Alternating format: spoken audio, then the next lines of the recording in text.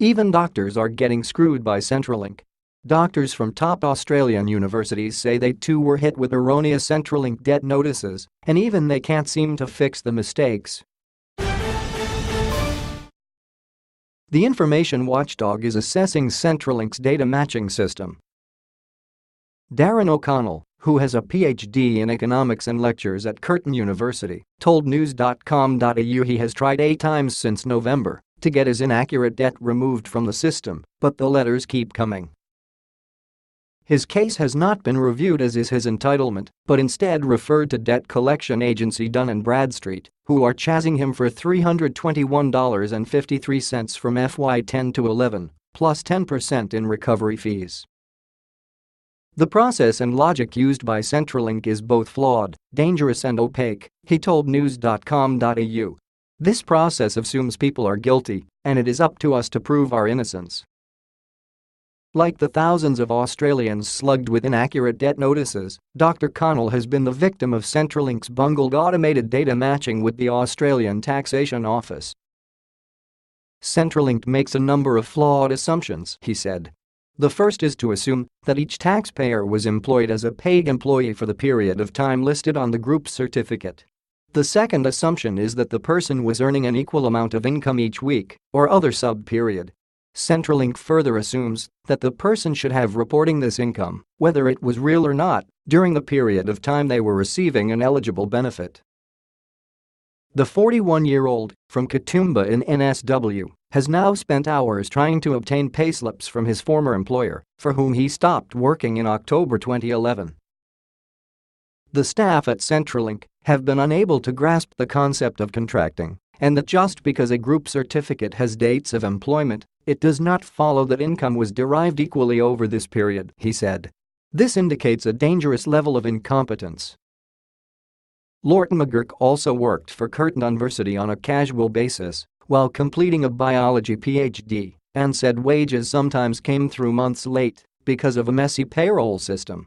But Dr. McGurk, who now works at the University of Western Australia, says she always reported her income as it was earned to Centrelink.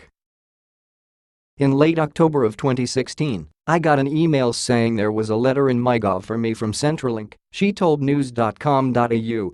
When I opened the email, the PDF was blank. As I wasn't a Centrelink client anymore, I didn't think much of it.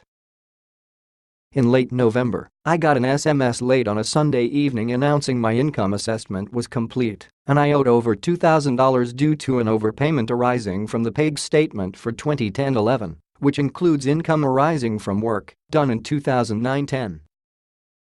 I have supplied payslips, made over 6 phone calls, taken screenshots of broken links, and even supplied an Excel spreadsheet detailing what I was paid in 2010-11 and when I did actual work for each payslip.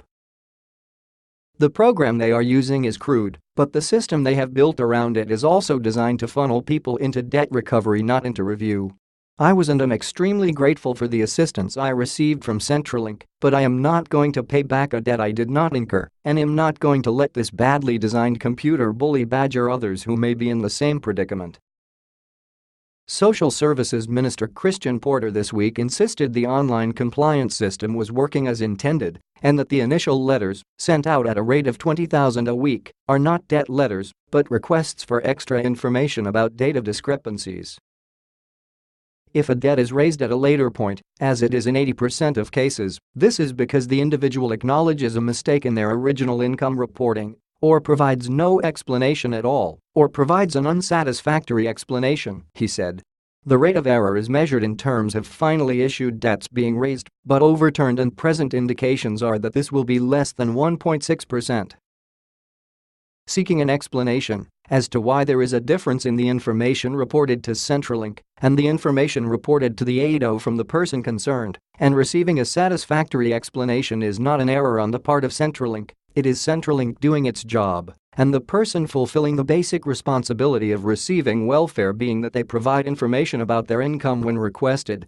This is critical to ensuring the integrity of the welfare system.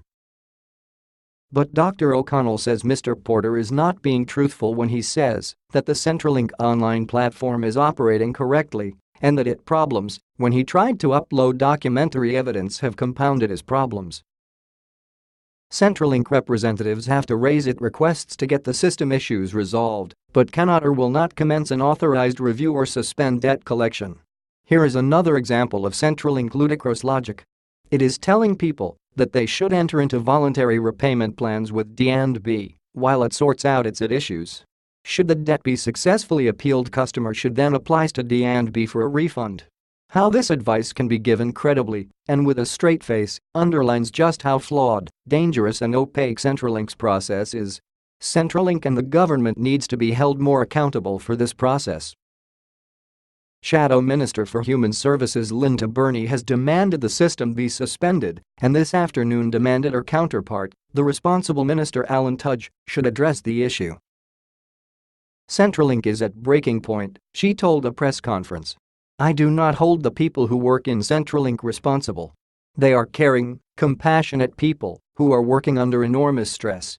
This is nothing but a money grab by this government. They are using the most vulnerable people in our community, falsely accusing them, terrifying them that they have bills with Centrelink to fill their budget black hole.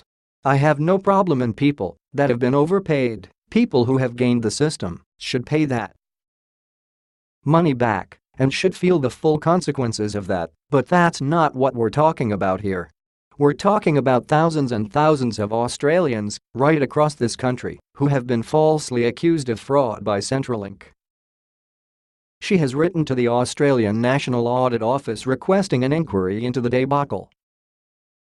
The Commonwealth Ombudsman is investigating the system, which the government says will claw back $4 billion in overpayments to welfare recipients.